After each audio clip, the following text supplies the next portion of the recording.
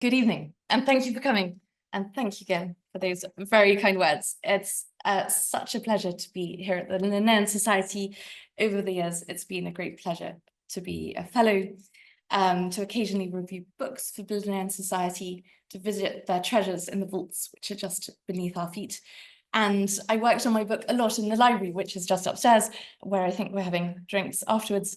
I remember the botany of mangroves being particularly useful. They had the complete works of Lynn Margulis. They have everything. So thank you so much for having me today and for generally encouraging my work.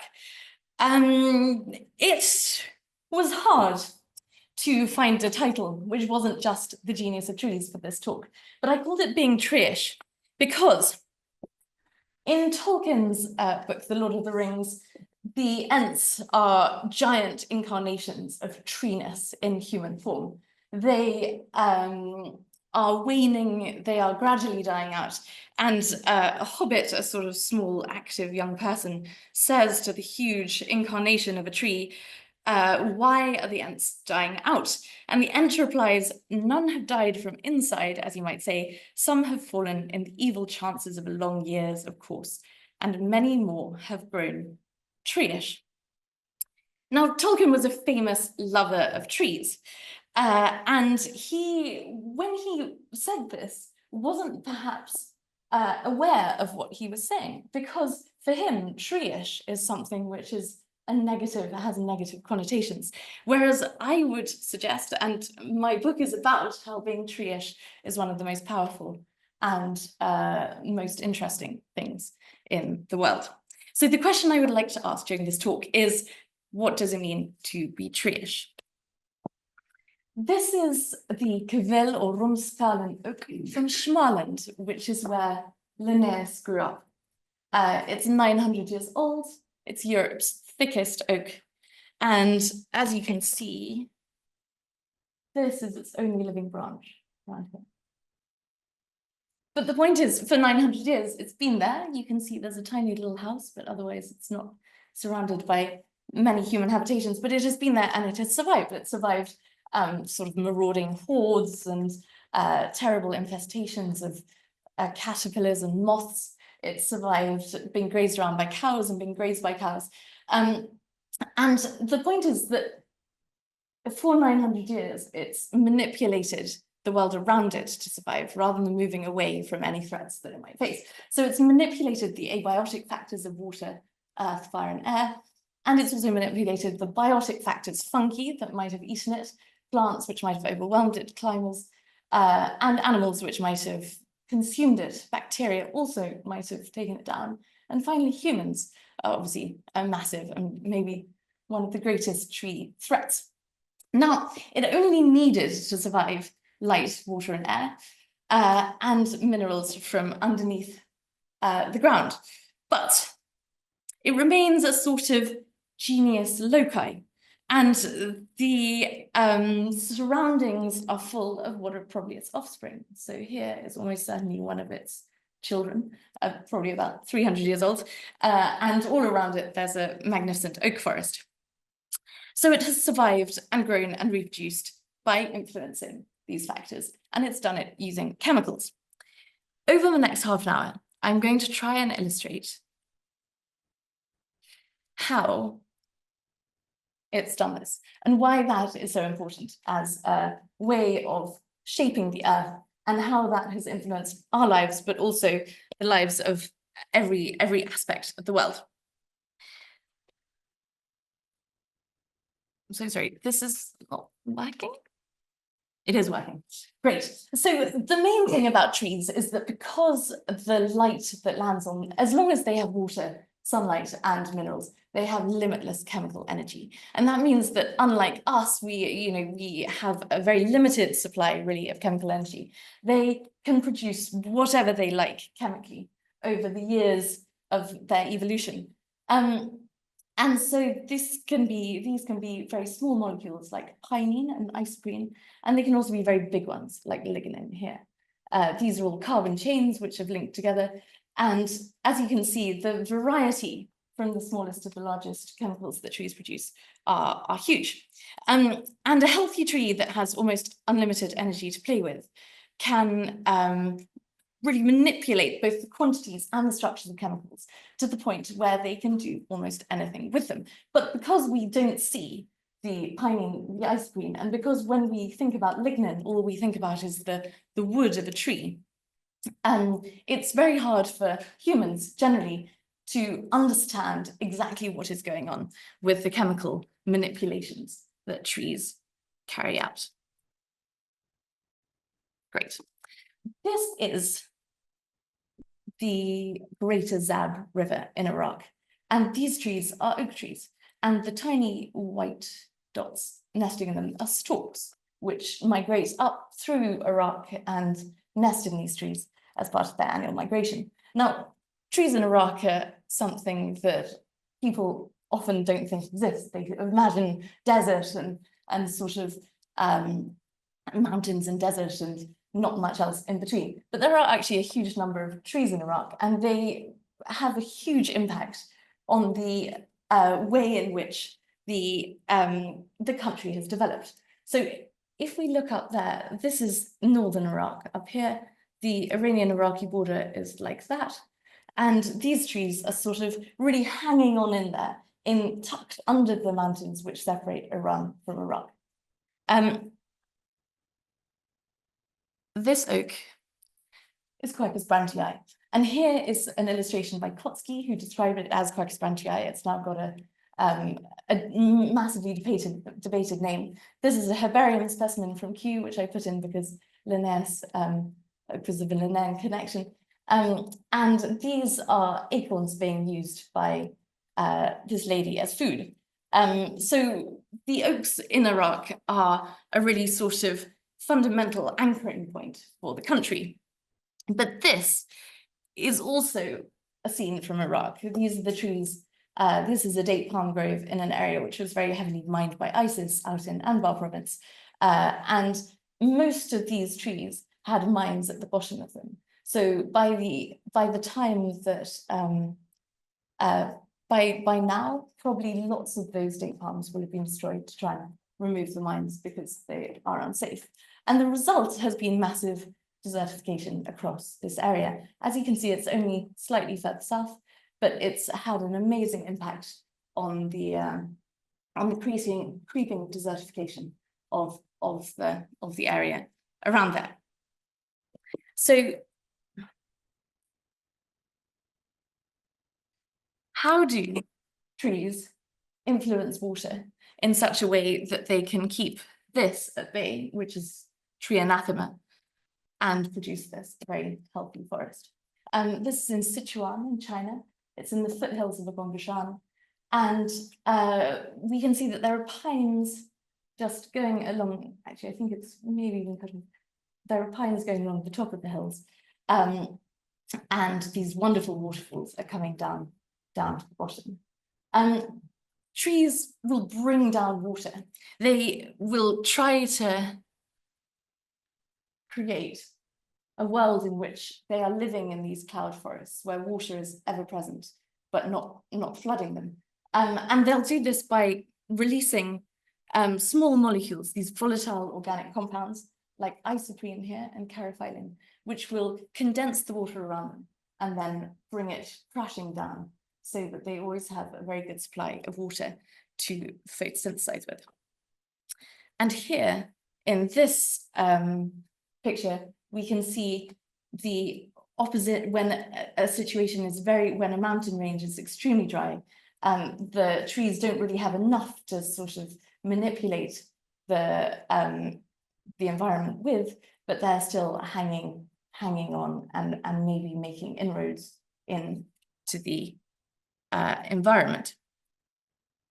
In this map of the world, we can see that trees are spread across the temperate zones here, and obviously the boreal forests here, the Amazon here, and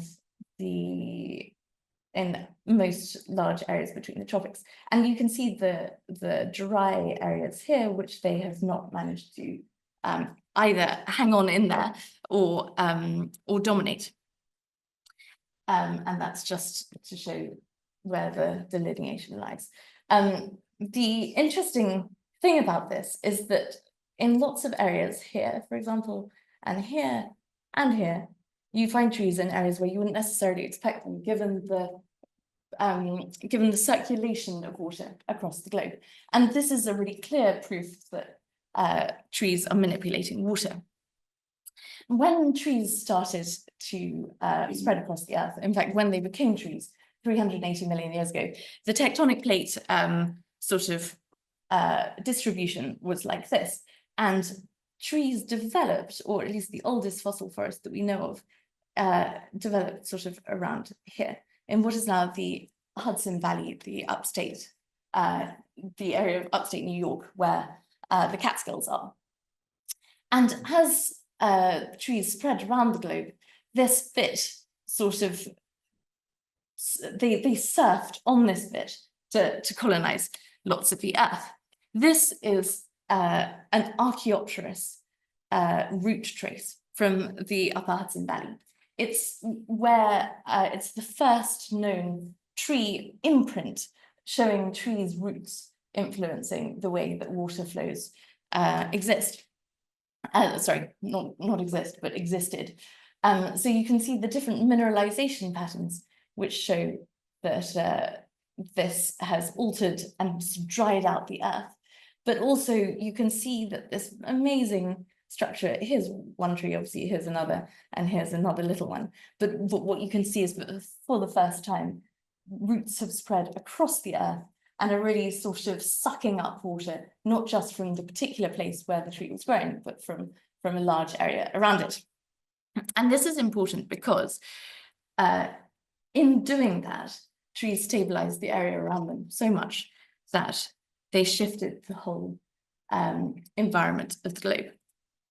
This is a picture of the Hindu Kush, a young mountain range, which is very sort of febrile, very shattering. And as you can see, the sort of trees which are starting to grow here are really hanging on in there as the mountains shatter and shatter again. But this is what would happen after a couple of years of tree cover. You've got a sort of well-defined number of trees growing up, stabilizing the environment, and then making sure that the area is not just wet and dry, but consistently watered, as it were. And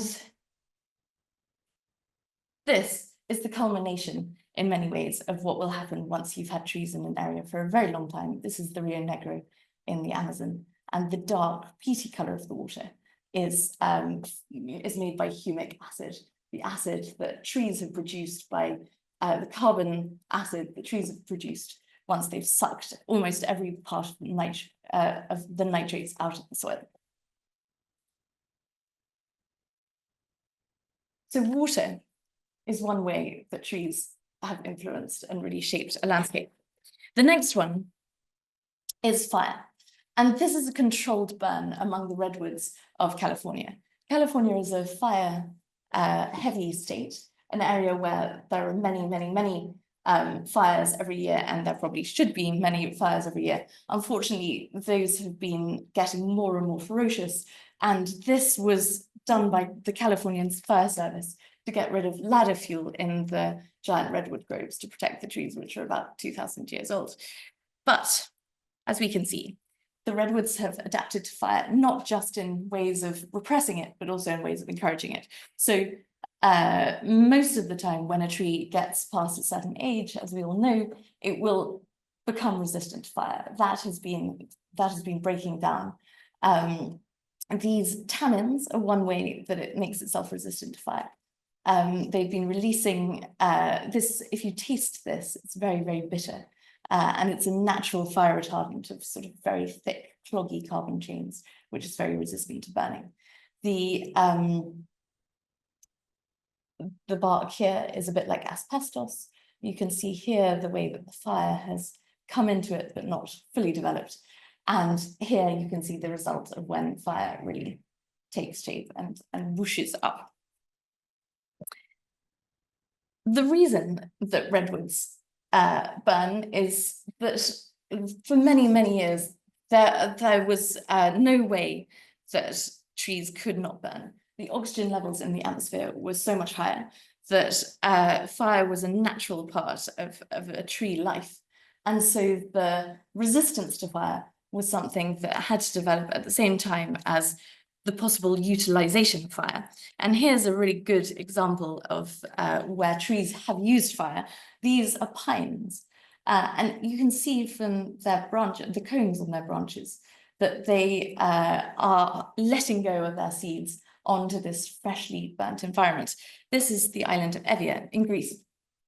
And it had terrible fires many, many years running, and it's just had terrible fires again, actually.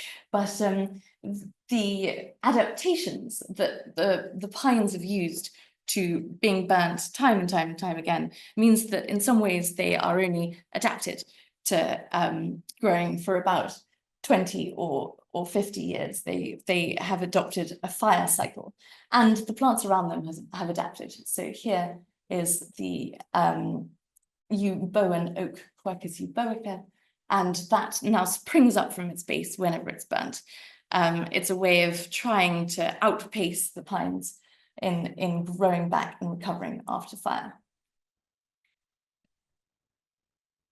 And here is an example of oaks under a different set of circumstances in Devon, where they would never expect to experience any fire. So they grow very tall and very straight. Now, the genius of trees and being tree-ish is something that trees also have learned to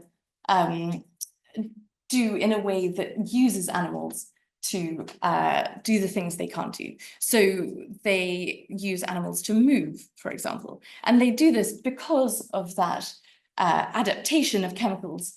They can use and manipulate animals to do the things that they have no chance of doing themselves. So here is the Vikos Gorge in Greece. This is a horse chestnut, which I'm sure is familiar to everyone. And here's the close-up of a horse chestnut flower.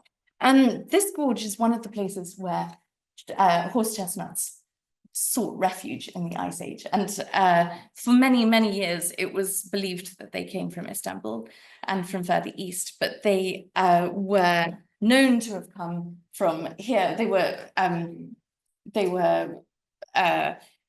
shown to have come from here as a result of DNA work, which was done a few years ago. And the reason that they survived here is that it's a humid, warm pocket in what was otherwise a sort of icy mountainous range. But the very, very interesting thing is that they probably survived in these tiny isolated communities and became so speciated because of an amazing adaptation, two amazing chemical adaptations that they had developed over the course of their earlier evolution. The first one is that when these flowers are pollinated, rather than going black and falling off, which would lessen the pollination signal, they just turn their central spot of their flowers from yellow to pink or to red. I don't know if that's, I hope that's visible there. And this means that whereas the big overall pollination signal stays the same, the small internal pollination signal for a bee will be drastically reduced. And so you can see that the bee can come in, swoop down over the gorge, see the big white candles, and then come back to pollinate the center of the flower without looking down into the, without going pointlessly to all the red already pollinated florets, but go straight to the unpollinated flowers and then fly up the gorge, guided by this sort of meandering wall that you get as a result of the gorge, and pass from flower to flower, tree to tree. And this probably allowed the population to be genetically diverse enough that it was able to survive all through the long ages before it spread out into the rest of Europe. Now, it does this using the color change, because bees see yellow very clearly, but red less clearly. But it also does it using this molecule. This is eskin, and it fluoresces under UV light.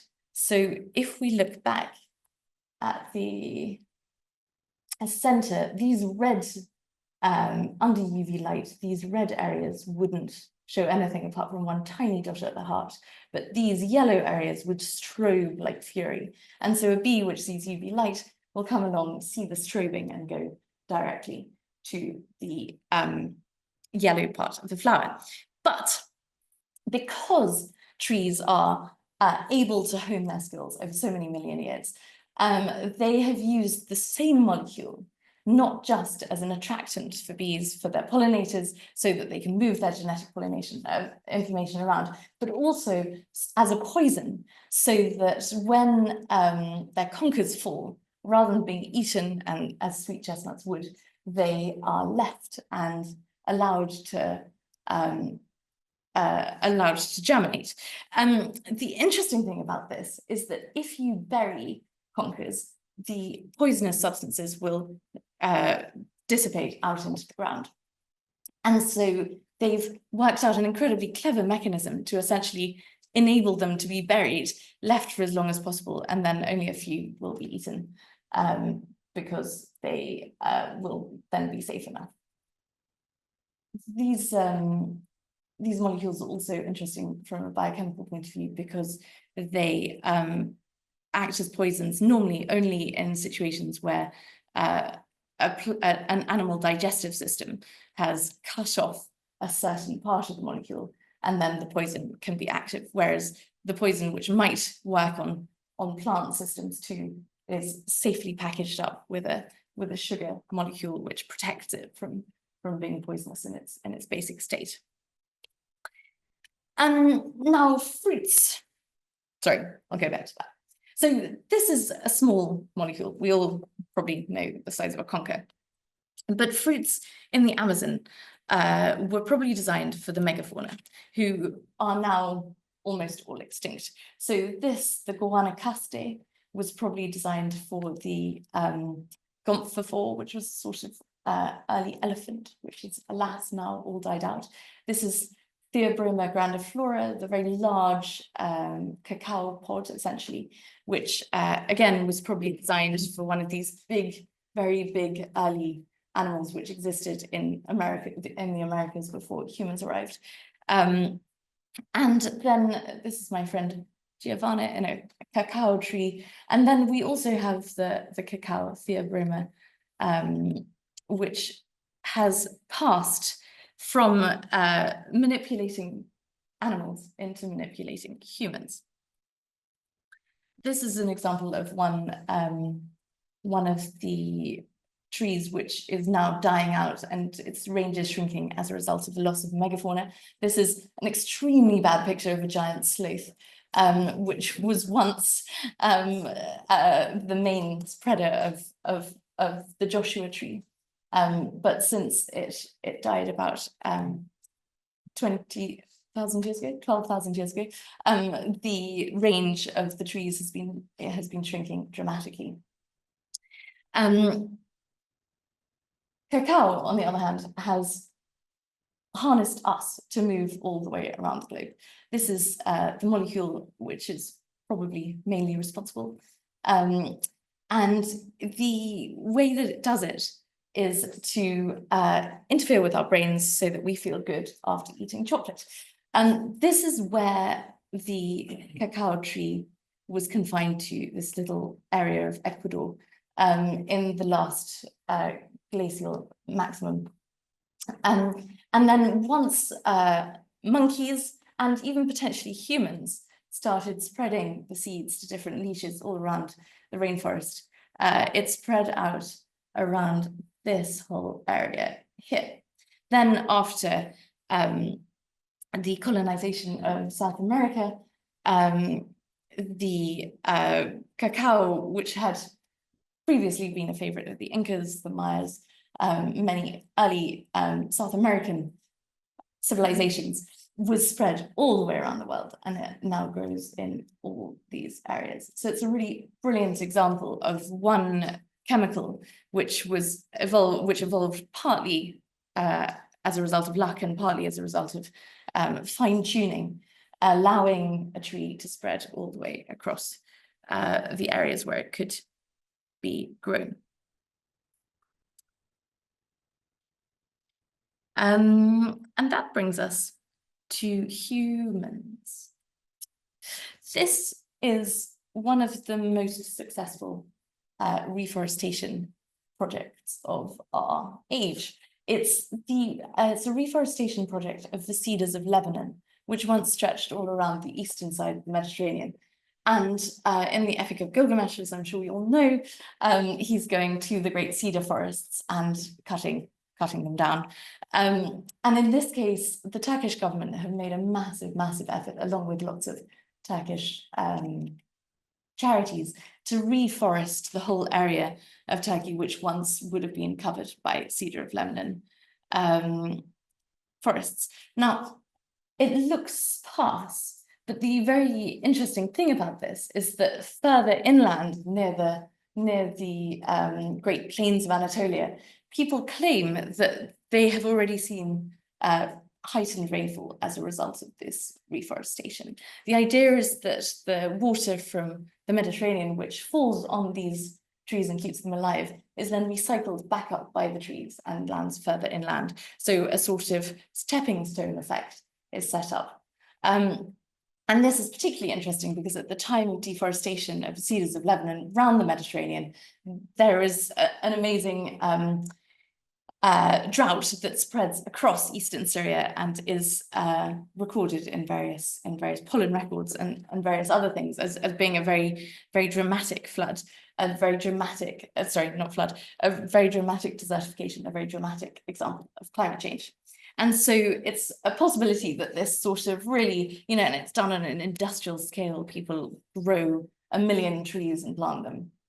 And it's highly possible that this is moving water back inland.